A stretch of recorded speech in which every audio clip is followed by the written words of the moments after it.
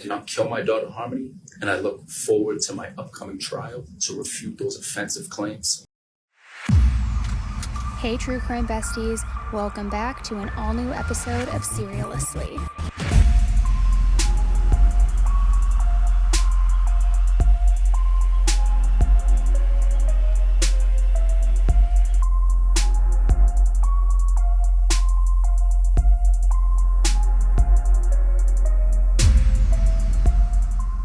Hey everybody, welcome back to an all-new episode of 10 to Life with me, Annie Elise. Now today's episode is a little bit different. I've mentioned it on here before, but over on the podcast, I'm allowed to speak much more freely, less censored, because YouTube likes to flag everything, they like to censor everything. So any topics or any cases that are a little bit too graphic or too vulgar tend to live over on the podcast. This week, in my Thursday episode, as I was going through a lot of the different headlines in the true crime world right now, one of the main cases that I discussed was the case of Harmony Montgomery. Now, if you are familiar with my channel here, you know that we are no stranger to this case. We have been covering it for literally years, and it is one of the most heartbreaking cases that I personally have ever covered and ever heard of. Well, now her father, Adam Montgomery, is on trial for her murder. The details that have come out in this trial are honestly so inhumane and horrific that it makes you not only enraged, but want to vomit, want to beat the shit out of this guy. I mean, it is truly barbaric. That is the only word I know to use how to describe this. It is honestly barbaric. So anyways, my point is that I covered everything going on in the Harmony case and this trial now this week over on my podcast. However, because I know that so many of you have been invested in Harmony's case and what has gone on with her, making sure that those people and those monsters are held accountable, I wanted to also cross-post it on YouTube. So it will be the audio excerpt, and I'm really hoping that YouTube doesn't flag it. I guess we will know as we go along, but it's going to be the audio piece from my podcast. I'll have visuals overlaying it, but you won't see me actually talking because, again, it was formatted for the podcast. I won't know until I upload this how much of it is going to get flagged or not, so I will let you know in the comment section below so you know what kind of version you're watching here. But as a reminder, the uncensored version, all uncensored versions of so many cases are all living on my podcast. Not only cases that we talk about here, but brand new exclusive ones that are over on the podcast. So if you're not following that, I know you guys are visual people. You love the visuals. I promise the audio is good too. But if you want to hear more of those cases and have exclusive cases that aren't over here on 10 to Life, make sure you check out the podcast. You can get it wherever you get your podcasts, whether it's Apple, Spotify, iHeart, whatever it is. And it's called SERIALously. I also will link it below. So let's go ahead and get right into what's going on with Harmony Montgomery, the trial of her monster father, and everything we know so far. Harmony Montgomery, who was just 5 years old, was last seen in the fall of 2019, but authorities only started searching for her 2 years later, and now her father, Adam Montgomery, is on trial for her murder. So for those who are unfamiliar with Harmony's case, I'm going to give you a little bit of a recap so that you can fully understand what is going on. But again, I want to warn you that this case is very difficult to hear, and the latest details to come out in this are so barbaric that you might not be able to stomach it. I know it's hard for me too. So Harmony was born in June of 2014. She had beautiful sandy blonde hair that hits just below her shoulders, and she wore these cute little purple frame eyeglasses to help with her vision because she's legally blind in her left eye. Now, Harmony's childhood was anything but smooth sailing, okay? I mean, her dad, Adam, was behind bars until 2015, and Harmony had a pretty rough start in life. Harmony's biological mother, Crystal, attempted to care for Harmony while battling addiction, but despite her efforts, DCYF received 3 separate reports of neglect the first month that Harmony was born. Investigators attempted to provide service to Crystal. However, the neglect continued, with 2 additional reports filed in August of 2014. Officials determined that Harmony's well-being was at risk, and she was removed from Crystal's care, and then she was placed in a foster home for the very first time. After Adam was released from jail, he met Harmony for the first time in January 2015. This was when Harmony was just 6 months old, and he met her during a supervised visit with DCYF. Immediately following the visit, Harmony was placed in Crystal's care again, but she remained under the custody of DCYF. She had gotten taken away from her mom's care multiple times in her first 4 years of life. In January of 2018, Harmony, then just 3.5 years old, was again removed from Crystal's care for the third time due to Crystal relapsing. Harmony was placed back into foster care at that time. Then, in August of 2018, Adam resumed supervised visits with Harmony. This was after having not visited with her for the prior 11 months. So why he all of a sudden wanted to start visits again with her, who knows? It's anybody's guess. But because of this, he was ultimately granted guardianship of Harmony the following year in February of 2019. However, just a few months later, in July of 2019, just 5 months after being granted custody of little 5-year-old Harmony Montgomery, Adam Montgomery admitted to his uncle Kevin that he gave Harmony a black eye. See, he confided in his uncle that he bashed Harmony around the house. After he had left Harmony in charge of watching her infant brother while Adam was in the bathroom, the little infant baby started crying, and Harmony was holding her hand over his mouth, trying to quiet him down. Adam also allegedly admitted to Harmony being spanked very hard on the butt, being forced to stand in the corner for hours at a time, and also being ordered to scrub the toilet with her toothbrush. So Adam's uncle Kevin reported the incident to DCYF immediately after Adam kind of gave this harrowing confession. So then a caseworker visited Adam's house that same month in July of 2019. But apparently, they found the claim that Harmony had a black eye unfounded. However, the family was identified as high risk of repeat child welfare system involvement, so they were given referrals for housing support. During a second visit that August, the worker noticed a red mark on Harmony's eye and also faded bruising under her eyelid. The worker was told by Harmony and her father that the mark was caused by horseplay with another sibling, when a little toy lightsaber apparently struck Harmony near her eye. 2 other visits that year showed the children appeared happy and healthy. And the last visit was on October 1st, 2019, and the division didn't have any contact with Adam Montgomery again until 3 months later in January of 2020. When Adam was asked about Harmony, Adam said that she was now living back with her biological mother, Crystal, and that they were living in Massachusetts, and that he had dropped Harmony off there over Thanksgiving weekend, months earlier. So a Child Protective Services worker attempted to contact Crystal to verify this information, and they left a voicemail for Crystal. However, the call was not returned, and unfortunately, there is no evidence of any additional attempts made to contact Crystal after that initial call in January of 2020. And it wasn't until over 1 year later, in the fall of 2021, that legal officials would try locating Harmony again.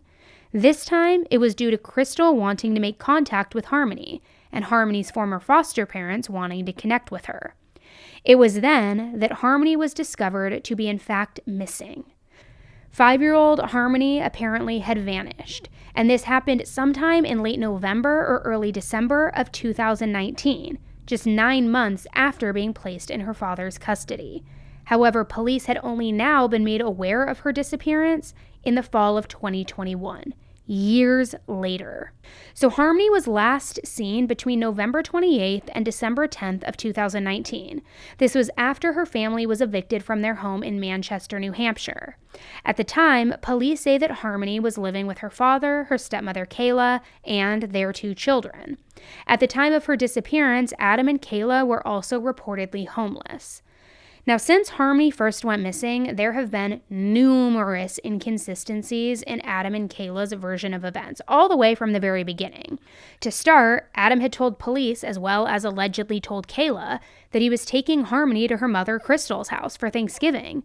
But the timeline didn't add up, and Crystal never had plans to see Harmony that weekend. Now, that is just one of the many red flags and blatant lies in this case. So, where was Harmony? And how did nearly 2 years go by without anybody noticing that she had vanished? So Adam and Kayla were the focus of this investigation from day one, not only because so many of their stories didn't add up, but also because it was quickly discovered that Kayla had fraudulently been claiming Harmony for food benefits, even though Harmony was admittedly not in her possession during that long period of time, which the couple claimed. Remember, Harmony was with her mom, Crystal. Adam was also a key suspect because of the long history of alleged pain inflicted on little Harmony, and that had been documented by CPS after that harrowing confession to his Uncle Kevin. So shortly after discovering that Harmony was in fact missing, Adam was arrested on multiple counts related to his daughter's disappearance, including felony second-degree assault, 1 misdemeanor charge of interference with custody, and 2 misdemeanor charges of endangering the welfare of a child. However, he was not charged with disappearance or murder. The investigation appeared to be really at a standstill for months after that. There was no new information or confessions and no real break in the case, not for several months. But that all turned upside down in June of 2022. The case heated back up when authorities swarmed the former home of Adam and Kayla Montgomery. Now, explosive court documents revealed that Kayla told the cops back on June 3rd, 11 days before this search happened, that Harmony's father, Adam, had murdered his then 5-year-old daughter. And not only that, but he allegedly encouraged his new wife, Kayla, to help cover up the crime. Kayla told police that Adam had encouraged her on multiple occasions to lie to the police, all about Harmony's whereabouts. Lie about everything.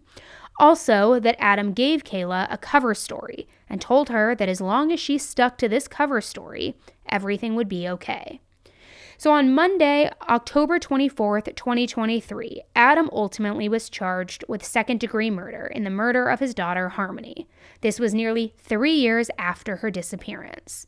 Other counts against Adam included falsifying physical evidence, abuse of a corpse, and tampering with a witness. He's said to have repeatedly punched 5-year-old Harmony in the head and punched her with a closed fist at his home in Manchester, New Hampshire. Now let me say that again, guys. He allegedly struck her repeatedly with a closed fist, all in the head, until he killed her. It is beyond brutal and just inhumane. Well, Adam pleaded not guilty, and his defense asked the judge to preclude Kayla's statements. But now the trial has started, and even more information has come to light that will make you want to cry, throw up, and most certainly just beat Adam's sorry ass yourself. I know it does for me. If I was alone in a room with this guy, not that I think vigilante justice is the answer, I would not be able to hold back. This guy is like the filth of all filth. So back when Adam was being sentenced for gun charges, he made it very clear that he was looking forward to the upcoming trial so that he could refute the quote, offensive claims that were against him. Is for you not to consider anything as it relates to the case regarding my daughter Harmony. I did not kill my daughter Harmony, and I look forward to my upcoming trial to refute those offensive claims. He was present for jury selection last Tuesday, but on Wednesday, when opening statements were set to begin, he decided that he wasn't going to show up because he was upset about being strip searched. Before opening statements began, the judge decided to do things a little bit differently than we usually ever see too. She chose to do the jury view before anything else. Now, if you're not familiar with a jury view, it's basically where the jury is taken to the places where the crime or crimes were committed in order to help them understand and visualize things better, a little bit more correctly, so that when the details are shared in the trial, they're able to, just really visualize it and remember back to what they saw. So right after the jury left the courtroom to get ready to leave for the jury view, Adam then decided to make an appearance via Zoom with his attorneys. He let the judge know that he had plans to plead guilty to the 2 lesser charges, which were falsifying evidence and abuse of a corpse. After that, it was more or less just a waiting game, and by the time the jury got back, the judge had decided that opening statements would need to be moved to the next day. So opening statements started bright and early the next morning, and it's honestly no surprise that Adam once again decided he didn't want to be present. During those opening statements, Christopher Knowles, the prosecutor for the case, gave the jury a glimpse of what was to come. She went from this little girl full of life, a girl that radiated happiness, that radiated joy, to a scared girl, broken, bruised. And from there, she went to the dead girl in the duffel bag.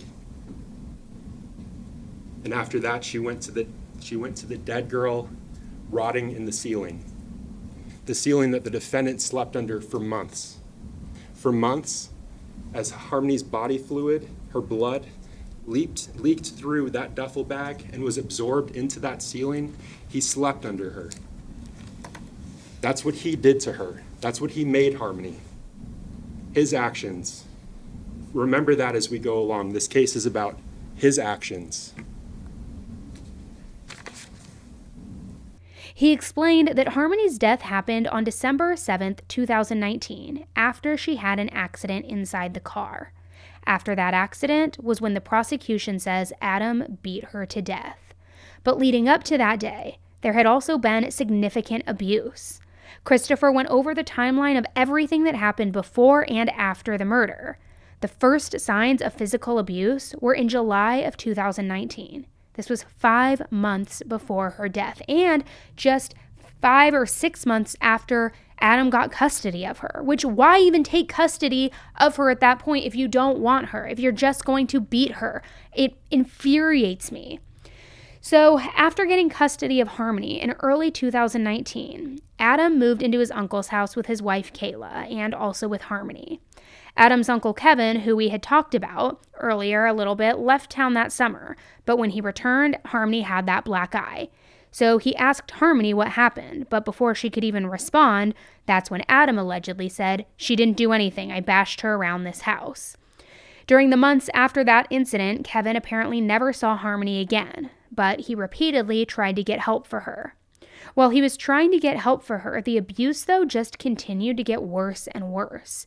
So bad, in fact, that Adam started covering Harmony with a blanket whenever they were in public so that nobody would see the bruises that were all over her. And then, in the 10 days leading up to her murder, is when it all boiled over.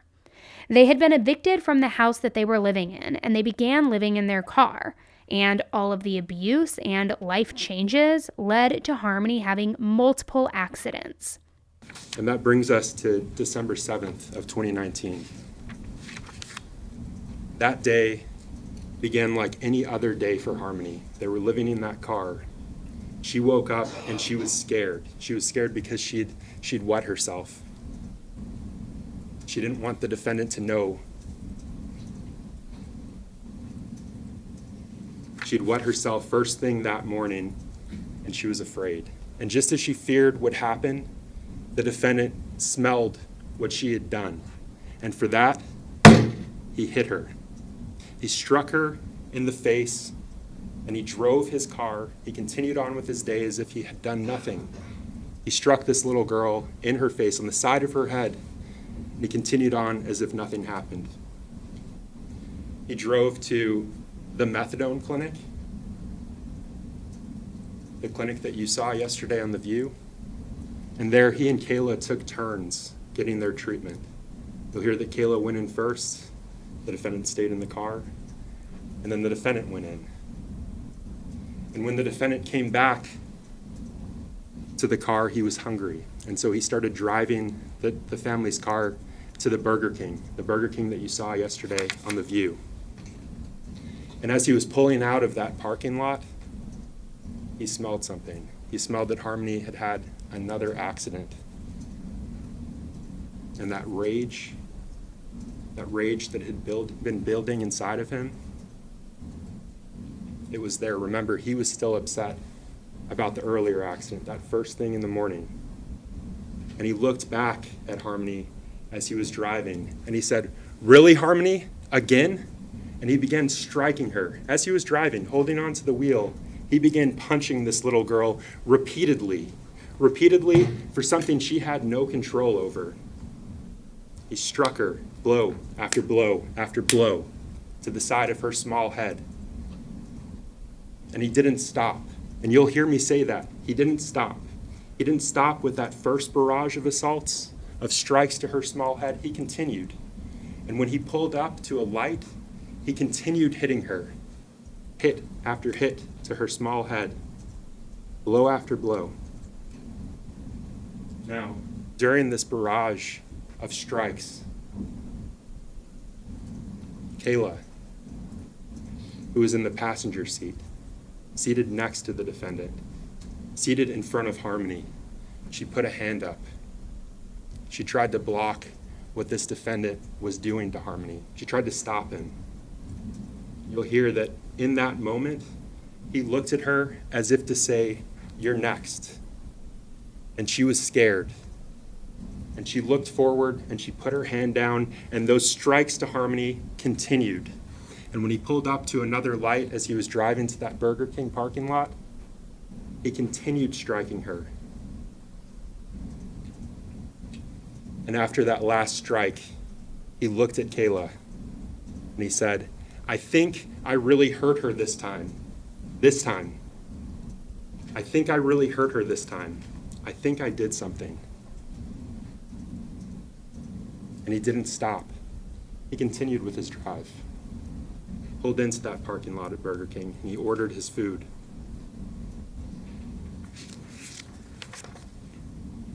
He ordered his food and he ate. He didn't stop to check on Harmony. He didn't look back at her. He didn't show any concern for this innocent little girl, the child he'd just beaten. He ordered his food and he ate. And he didn't stop.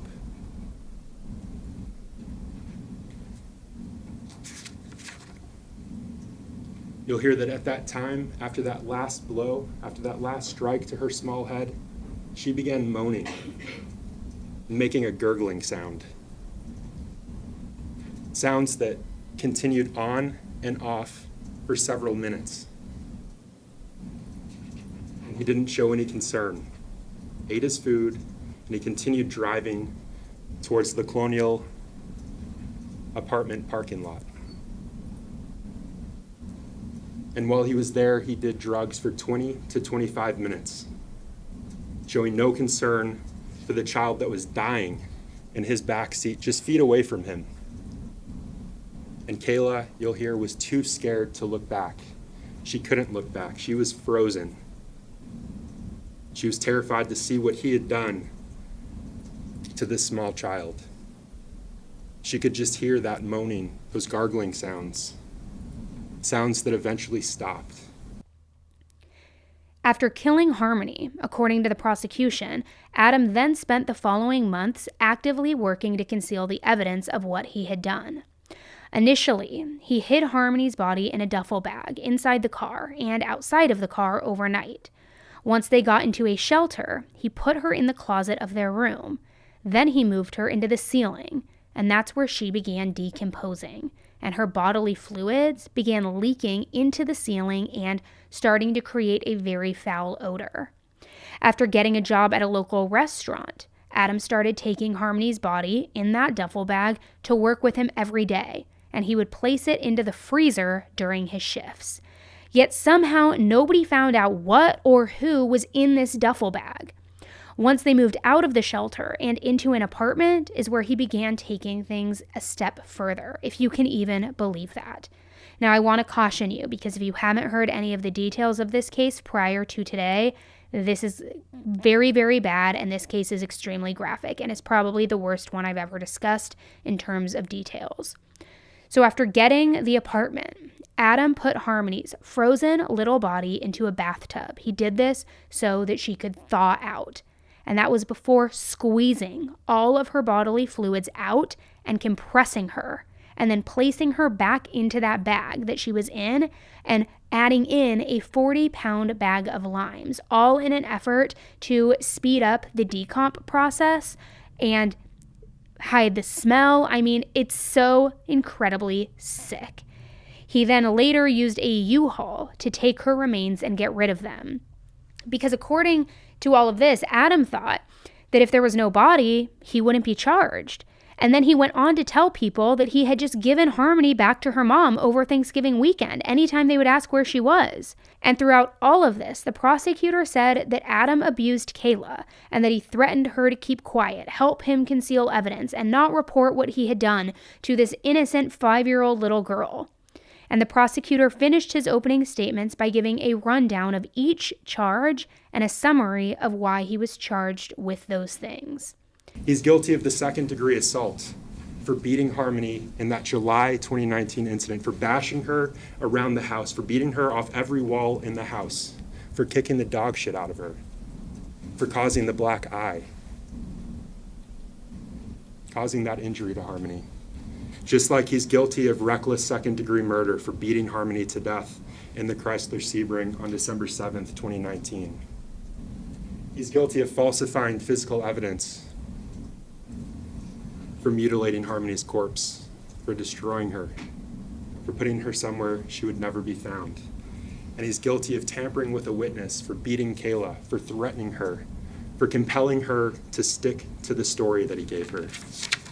And he's guilty of abuse of a corpse, for his conduct in the Union Street apartment bathroom, for compressing Harmony into that small bag, adding lime to it. Those are the crimes the defendant in this case committed. That's what he's guilty of. The defendant committed multiple violent crimes against a small child, a helpless child. In December 2019, he assaulted and he murdered because of that rage, his rage. He destroyed Harmony so that he could never be caught. And he beat Kayla for control. That's what the defendant did to his victim in this case. And at the conclusion of this trial, that's what we'll ask you to find him guilty of. Now, when it was time for the defense's opening statements, they took an angle that I thought they might take, if I'm going to be honest, because they immediately placed all of the blame on Kayla, saying that Kayla was the one who killed Harmony and that Adam was just protecting Kayla. But Adam Montgomery did not kill Harmony. Adam Montgomery did not beat Harmony in the head as he approached the Burger King drive-thru. Adam Montgomery did not cause Harmony's death. Kayla Montgomery was the last person to see Harmony alive and know how Harmony died. But she didn't come clean with Adam. She didn't come clean with the police. And she will not come clean with you. She is still lying about the cause of Harmony's death. Even though Kayla now has her deal with the state, she continues to lie. The only reason Kayla has to lie now is to protect herself. The only reason she has to lie and point the finger at Adam is because the truth points the finger at her. The only reason Kayla has to lie to make Harmony's death so brutal and foul by Adam is to hide that Adam was protecting Kayla, his wife, and the mother of his kids. Now look, I'm not pretending that Adam isn't innocent here. Adam is not an innocent here. He and Kayla covered up Harmony's death. James, Adam's defense attorney, spent nearly 35 minutes explaining to the jury that Kayla was the one who killed Harmony, and also claimed that the evidence shown would prove that. Once opening statements were done, it was time for actual witnesses to come on the stand. The first witness on the stand was a woman named Michelle Rafferty, who at one point was Harmony's foster mom. Due to Adam and Crystal's substance abuse issues, as I had mentioned early on in this episode, Harmony had been placed in foster care when she was just 2 months old. Then, over time, Michelle had been Harmony's foster mom 3 times for nearly 3 years in total. After Michelle testified, Harmony's mother, Crystal, went on the stand to testify. After Harmony had been placed with Adam in 2019 due to Crystal's substance abuse issues, Crystal apparently repeatedly tried to get in contact with Adam so that she could see Harmony. She explained that she went to anyone and everyone she could to help her find Harmony, including going to DCYF. She also went to her therapist and other mandated reporters. She even at one point tried reaching out to the mayor, and eventually, after all of that failed, she went to the Manchester Police Department for help. After Crystal testified, Adam's uncle Kevin began his testimony. Now, Kevin was the first person who made note of that physical abuse that Harmony was enduring, and he talked about that black eye that Harmony had.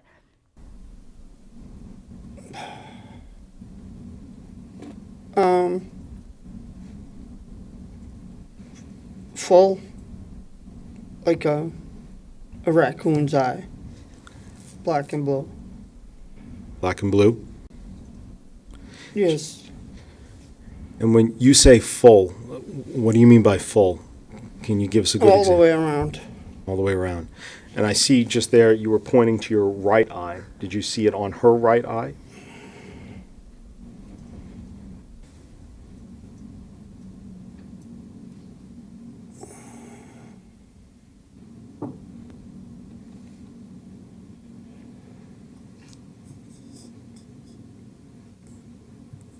I honestly can't recall, but I think the left.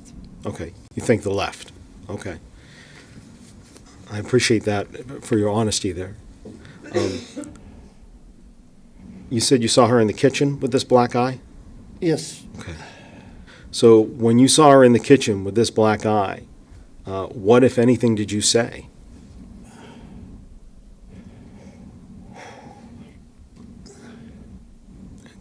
It's okay. Take your time.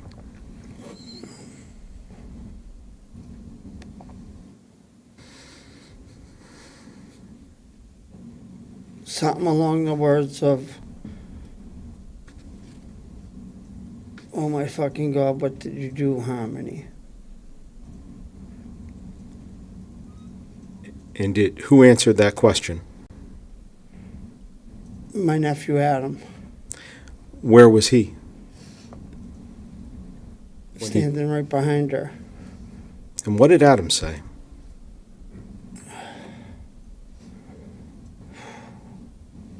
She didn't do anything. I bashed her around the fucking house.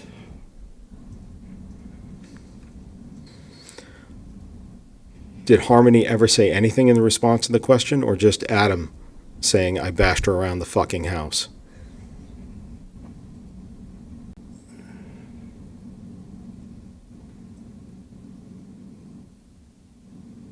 I think just Adam. After Kevin called DCYF, a social worker named Demetrios was assigned to the case to look into the report about Harmony's black eye. It took a couple of tries before Demetrios was actually able to meet face-to-face with Harmony, including once where Adam immediately left the house with Harmony when he saw Demetrios was there. When Demetrios did finally meet with Harmony in August of 2019, she did have a red mark under her eye, but Adam told him that Harmony got it from a foam sword that she had been hit with when she was playing with her brother. Demetrios spoke with Adam again in January of 2020, and Adam told him that Harmony wasn't living with him anymore and that she now lived with Crystal. He said he called Crystal, he left a voicemail to check, but that's as far as it went. But we obviously know now that Harmony wasn't even alive by that point. So court wrapped up fairly quickly after Demetrios' testimony, and the plan was to really get into the details of things the following day. So on Friday, it was Kayla's turn to testify. She is currently in prison for perjury for lying to the police about where her and Harmony were at the time of the murders, and also what happened. But she finally began cooperating with the investigation. As Kayla began sharing about what really happened the day that Harmony died, she got very, very emotional. Now, in no way do I think that she is innocent in all of this. Not at all. But it is obvious that sober Kayla thinks of all of this very differently than she did when she was actively using. She also looks like a completely different person now. So everything leading up to Harmony's death that day all started apparently after a methadone clinic visit. He could smell urine, and he started yelling at Harmony and kept hitting her in the head repetitively. Where were you when he smelt that accident? Where was the vehicle when he smelt that accident? In front of the methadone clinic. Did you discuss going somewhere with him at any point that morning? Going to get food? Yes. I asked to go to Burger King. You asked to go to Burger King. Yes. And so at some point, did he begin driving the vehicle? Yes. Was that before or after he repeatedly struck Harmony? After. What was Harmony doing at that point when he started driving the vehicle? She was crying. a lot. She was crying a lot. Yeah. And she was making a weird noise. Was she saying anything? No. And Kayla, I want you to walk the jurors through in as much detail as you can what happened on your route from Habit-Opco to that Burger King. Adam was getting really angry from Harmony peeing in the car, and he repetitively kept punching her on the way to Burger King, and there were a couple red lights, and when we were at red lights, he would go over the driver's seat, like in between the passenger seat, and he was just punching her repetitively in the head. And you've said there were several times where he punched her repetitively in the head. Yes. How many times did he hit her? I can't count. I don't know. Were you counting? No, I wasn't. How many lights did that car come to where he repetitively struck her? At least 2 or 3. Between Habit-Opco and the Burger King, did the defendant say anything to Harmony? Told her to shut the fuck up. Stop crying.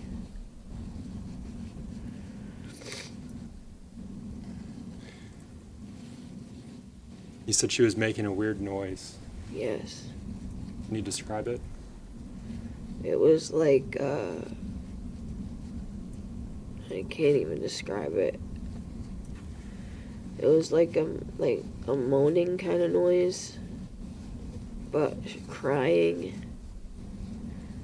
It was just weird. I can't explain it. Did you try to help Harmony while he was striking her? Yes. Tell the jurors what you did to help, to try to help. I put my arm up and said to stop, but he looked at me and he gave me this look that was like evil. It's his crazy eyes. I didn't like it, and I couldn't stop him from hitting her, because the look that he gave me was scary. I was scared. What were you feeling when he looked at you like that? Like he was either gonna hit me or just, I don't know. It was weird. And that was like one of the first times that I've seen him look at me like that. Was it the last time you saw him look at you like that? No. Once they got to Burger King and got food, Kayla said that she gave their 2 boys food but didn't give Harmony any because Adam had put her under a blanket. Once they drove to the Colonial Village apartment parking lot, that's when they got heroin and they got crack, and they used while the kids were in the back of the car. After getting high and leaving there, the car died, and once they pulled over was when they realized that Harmony had died. I don't remember where we were going, but I know we left. You left at some point. Yes. And what happened when you left the parking lot? We made it to the next street over, going towards Elm Street, and the car died. We got to the traffic light, and it wouldn't start or anything, and so we were stuck without a vehicle. What was the defendant doing when the car died? He was trying to get a jump, and there was no jumping the vehicle, and so we ended up having to leave it. And when we were getting out of the car and getting the kids out of the car, Harmony had passed away. Let's talk about that. When you say Harmony had passed away, when did you realize that Harmony had passed away? When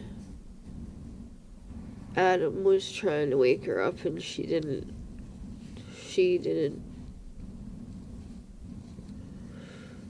she didn't reply or anything. Was he saying things to her to try to wake her up?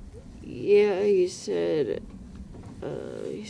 Harmony, and he kept saying baby girl, like, and trying to budge her, and there was nothing. Was he touching her? Yes. What was he doing to her body at that point? Trying to figure out what to do, and getting all the kids out of the car. He took the duffel bag that was in the trunk, and and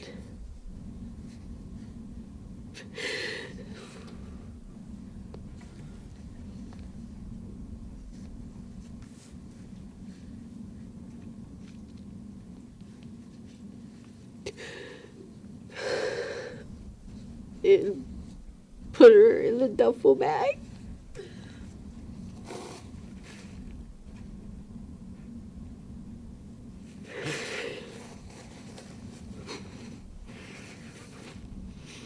You mentioned this duffel bag from the trunk.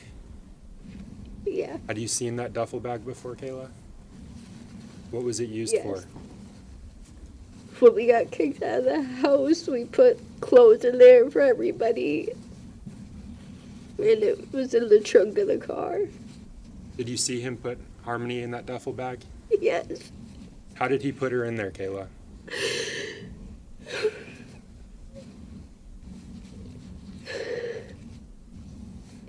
He, like, folded her in half and put her in the double bag.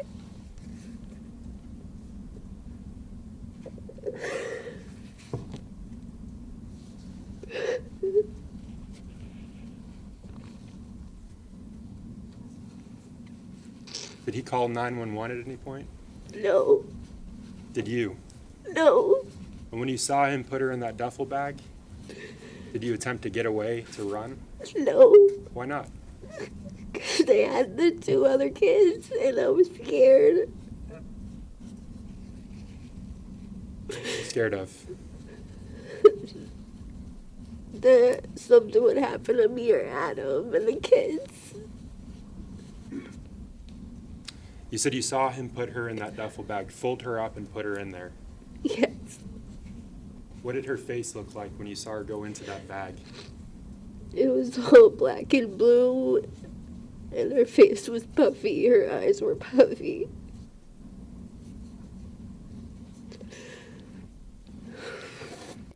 That night, a friend was letting them sleep in his car, and according to Kayla, Adam put the duffel bag outside in a snowbank. Later, he put the duffel bag in the trunk of the car. After 2 nights in their friend's car, they all went to stay at Kayla's aunt's house. While at Kayla's aunt's house, Adam left that duffel bag on the porch. Kayla's mom then came to pick them up, and once they got to her mom's house, he put the duffel bag by the trash until he found a cooler that was in the walkway, and then he put that duffel bag, with Harmony's body, inside of it. The cooler was kept in the apartment hallway the entire time that they stayed there, yet nobody ever opened it during that time. And then they moved to the shelter for a month and a half where that duffel bag was kept in the ceiling. And I think the worst part of this entire trial so far was when Kayla began discussing Adam's potential plans to get rid of Harmony. This was after moving out of the shelter and into the apartment. So you moved into your apartment on Union Street on February 20th, is that what you said? Yes. And that's of 2020?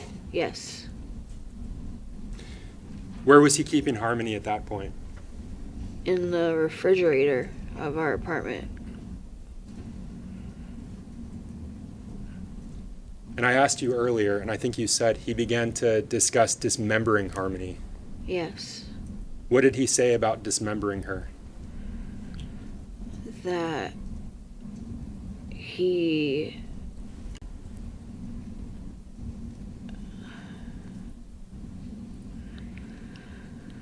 he just wanted to put her in, he would put her in pieces to get rid of her. And was that at the Union Street apartment? Yes. That's where that discussion occurred? Yes. Did he ever discuss using tools on Harmony with you? Using tools on her body? He said that he was going to try and use a saw. He wanted to use a hand saw or a NutriBullet. And I want to unpack that. And I didn't hear that last word, I'm sorry. And a NutriBullet. NutriBullet.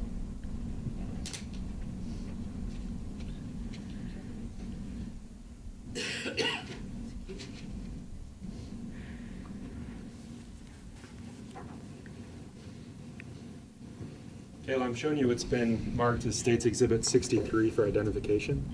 Yes. Do you recognize the item that's depicted in this exhibit? Yes. Can you tell the jurors what it is? It's a hand saw. It's a handsaw? Yeah. Do you recognize this handsaw? Yes. When the defendant discussed dismembering Harmony, using tools on her, Yes. is this a saw that he discussed doing that with? Yes. Is this an accurate representation of that saw as you remember it? Yes. Your Honor, I move to strike ID, mark as full, State's Exhibit 63, and publish to the jurors. No objection. The ID is stricken. It's entered as a full exhibit. So this is the saw that he discussed using to dismember Harmony's body? Yes. That discussion, again, occurred at the Union Street apartment? Yes.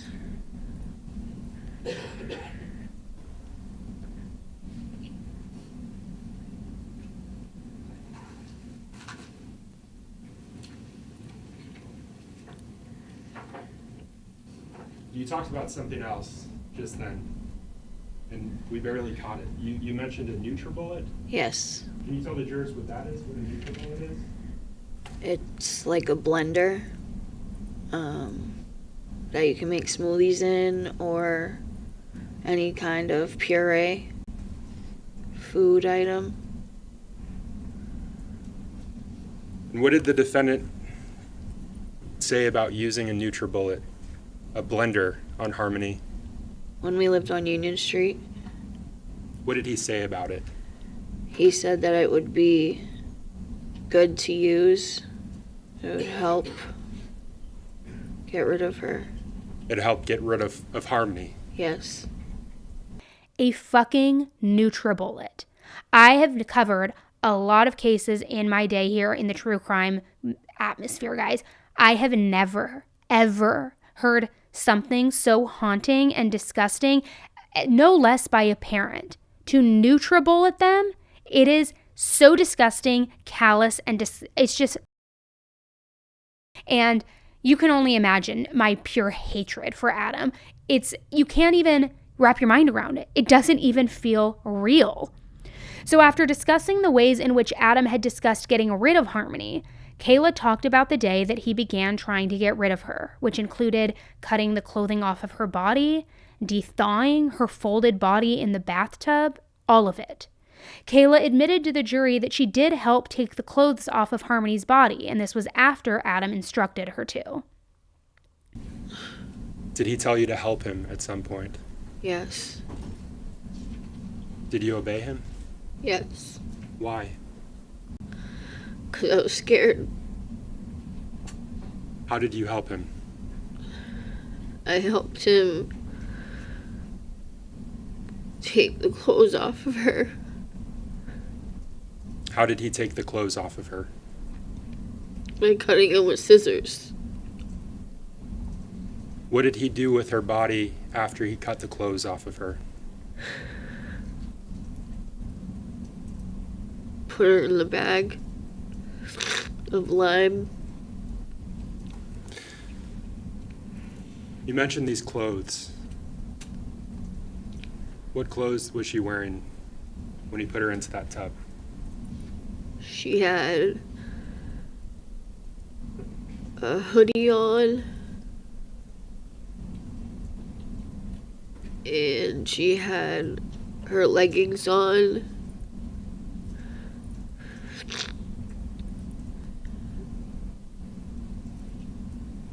That's Did you leave that bathroom at some point while he was in there? yeah. Why? Why'd you leave the bathroom? Because I needed to check on the kids, and I couldn't be in there anymore. And let's talk about that. What do you mean you couldn't be there in there anymore? Because I couldn't handle it. I didn't want to see anything.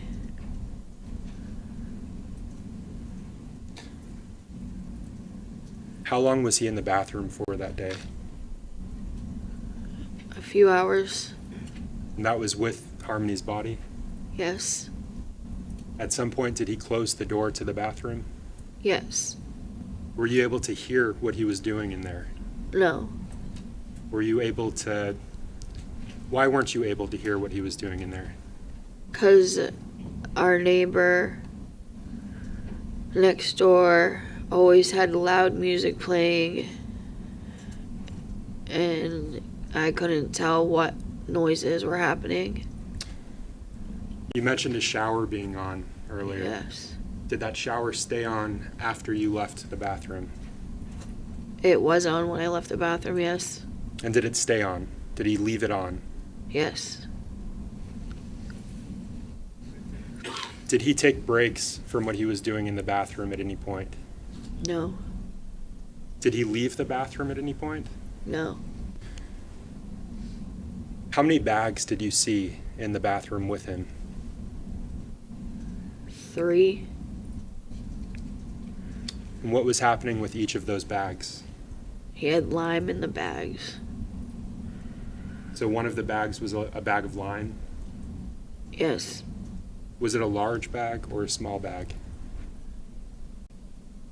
The bags that he was putting them in were large trash The bags. bag that contained the lime, was that a large bag or a small bag? It was a large bag. A large bag of lime? Yes. You said that he was putting that lime into a bag. Yes. Was there anything else in the bag when he was putting the lime in? No. Did you see Harmony's body go into the bag? No. What happened to Harmony's body after it was in the bathtub? It was in the CMC bag. What did he do with the CMC bag? Put Harmony in it. What did he do with the lime that was in the bathroom? It was in the big trash bags.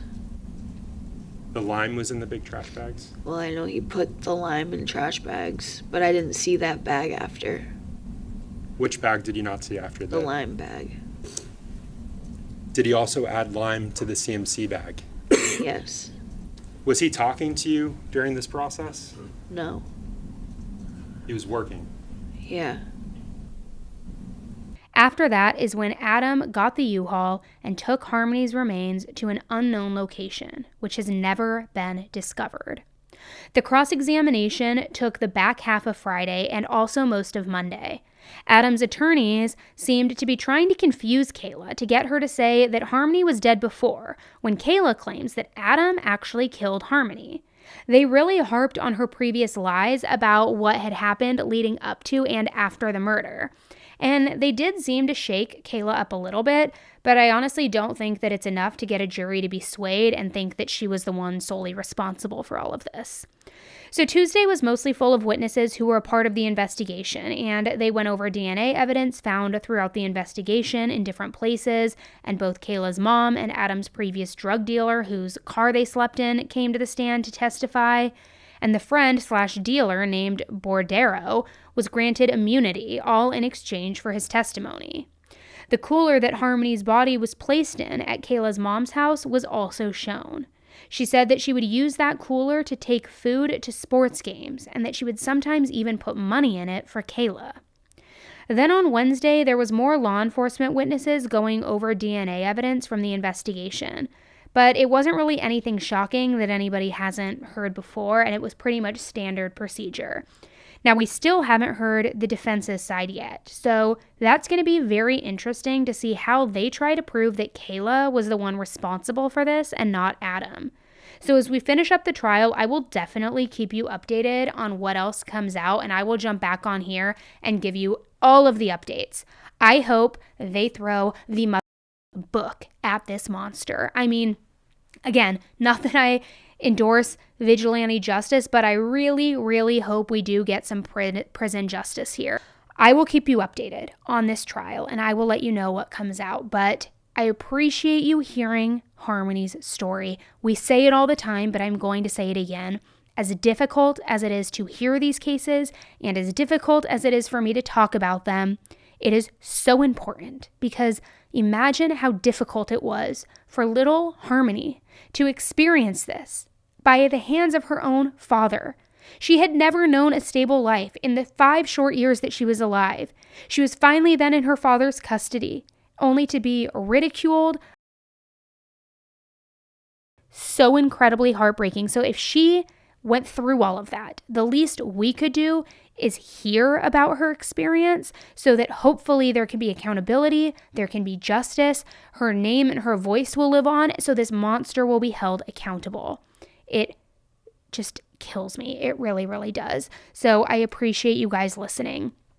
I will keep you updated. As a reminder, the uncensored version of so many of the cases that we talk about always live over here on the podcast, because they are way better about letting me describe things, use the language I want to use, not have to flag things like YouTube does. So if you're not following the podcast yet, please take a moment to do so, because this is where you are going to get the true crime content that does not have the glossed over filter, if you will. I'm going to give it to you straight, and I am going to give it to you real, because for me, in my opinion, that is what these victims deserve, and that is what these perpetrators and monsters deserve. They should be called out for exactly who they are, exactly what they did, and there should be no filter or fluff about it. They are monsters through and through. So again, if you're not following the podcast yet, make sure you do so, because this is where the uncensored ones are going to live, and also the exclusive cases that I don't even put over on YouTube. Anyways, thanks again. I know that was a long-winded outro, guys, but I appreciate you sticking with me. I will be back on the mic with you again very, very soon, and until then, please just hug your loved ones, stay safe, and we're all in this together. Be nice, don't kill anybody, and I'll be back soon. All right, guys, bye.